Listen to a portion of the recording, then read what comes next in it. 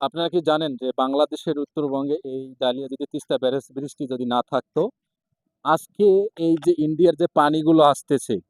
সেই পানিগুলো যদি কোনোভাবে যদি আমরা যদি এখানে আটকাইতে না পারতাম বা এই ধরনের যদি কোনো প্রসেস না থাকতো, এই ডালিয়া ব্রিজের মতো যদি তিস্তা ব্যারেজের কোনো প্রসেস না থাকতো, তাহলে চিন্তা করেন বাংলাদেশের অবস্থান আজকে কোথায় যাইতো। কেননা যেহেতু আজকে আমাদের পার্শ্ববর্তী দেশ, বন্ধু দেশ যেটাকে আমরা ভাবছি বা ভেবে থাকি বা এখনো ভাইবা যাচ্ছি, তারা কি করতো আমাদের এই যে ব্রিজের এতগুলো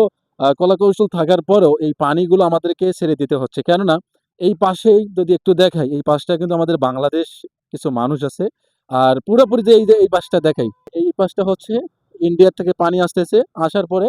ব্রিজ দিয়ে এই দিক থেকে আমাদের ঢুকতেছে, এবং এই পানিগুলো কিন্তু আমাদের উত্তরবঙ্গের বিভিন্ন জায়গাতে যাচ্ছে। আর এই পানিগুলোর কারণে কিন্তু ভয়াবহ যে বন্যার যে সম্মুখীন আমরা প্রতি বছরই হই, সেটা এখান থেকে কিন্তু পানিগুলোকে খুলে দেওয়া হয়। চিন্তা করে দেখেন, একটাবার যদি হোসাইন মোহাম্মদ এরশাদ যদি তখন এই ব্রিজটি যদি না নির্মাণ করতো বা যদি না তৈরি করতো, তাহলে আজকে আমাদের বাংলাদেশের উত্তরবঙ্গের মানুষের অবস্থা কি হতো বা কি হওয়ার সম্ভাবনা থাকতো। তো এই জন্য ধন্যবাদ জানাচ্ছি আমাদের এই রংপুরের এই উত্তরবঙ্গের কৃতি সন্তান হোসেন মোহাম্মদ এরশাদকে, এবং স্যালুট করতেছি তাকে এবং তার মাগফিরাত কামনা করতেছি যে এত সুন্দর একটি পদক্ষেপ নিয়ে এই তিস্তা ব্যারেজটি তৈরি করার জন্য। ভালো থাকবেন, সুস্থ থাকবেন, নিরাপদে থাকবেন, এবং এখানকার সৌন্দর্যটাকে উপভোগ করতে চাইলে অবশ্যই চলে আসবেন